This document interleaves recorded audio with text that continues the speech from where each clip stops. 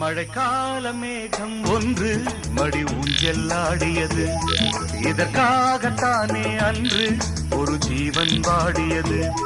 மழைக்கால மேகம் ஒன்று மடி ஊஞ்செல்லாடியது. இதற்காகத்தானே அன்று ஒரு ஜீவன் வாடியது. இத்தனை காலம் சித்திர பெண்ணை பார்வை தேடியது.